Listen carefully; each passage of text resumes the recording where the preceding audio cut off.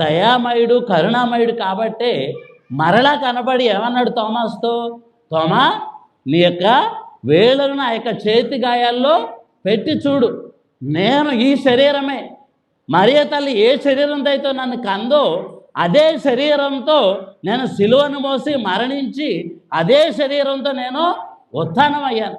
కాబట్టి ఇక చేతి గాయాల్లో నీ వేలిని పెట్టు, ఇక నా ప్రక్కలో ఉన్నటువంటి గాయంలో నీ యొక్క చేతిని పెట్టి అవిశ్వాసవి కాక ఏమై ఉండమన్నాడు, విశ్వాసమై ఉండమన్నాడు. నన్ను చూసి విశ్వసించే వాళ్ళకంటే చూడక నన్ను విశ్వసించేవారు ధన్యులు అని చెప్పాడు. కాబట్టి ప్రియ విశ్వాసులారా, మనం ఆదివారం దేవుడి యొక్క పూజను కోల్పోతే ఏం కోల్పోతాం? దేవుడి యొక్క అనుభవాన్ని కోల్పోతాం. అదేవిధంగా మొదటి పట్టణంలో కూడా మొదటి వాక్యంలో ఏమనుంది? అపోస్తుల కార్యం 2వ అధ్యాయం 42వ వచనంలో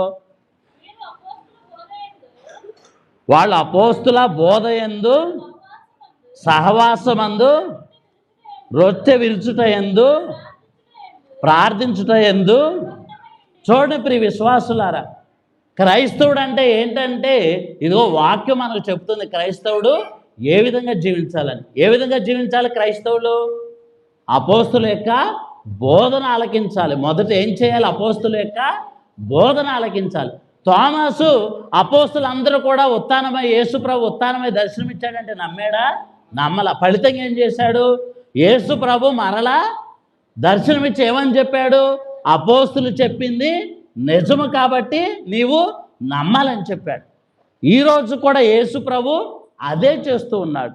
ఒక ఉదాహరణ ఏంటంటే 1950వ సంవత్సరంలో తిరుసభ మరియ తల్లి ఎటువంటి పాపం లేకుండా నిష్కళంక మాతగా జన్మించిందని పోప్ గారు ప్రకటించాడు. మరల మరియ తల్లి 1954వ సంవత్సరంలో నూర్దు నగరంలో బెర్నదత్త కనబడి నీ పేరేంటంటే ఏమని చెప్పింది? నా పేరు నిష్కళంక మాత అని చెప్పింది. అంటే ఏంటి?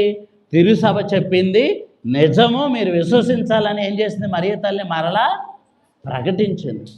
కాబట్టి తిరుసభ క్రైస్తవుడు అంటే ఏంటి? మరలో చదవండి. వాళ్ళ అపోస్తుల బోధయందును సహవాసమందును రొట్టె విరుచుట ఎందును ప్రార్థించుట ఎందును. కాబట్టి ప్రియ విశ్వాసుల క్రైస్తవులు అంటే ఏంటంటే అపోస్తుల యొక్క బోధ, కథోలిక తిరుసభ చేసేటువంటి బోధ ఆలకిస్తూ ఉండాలి.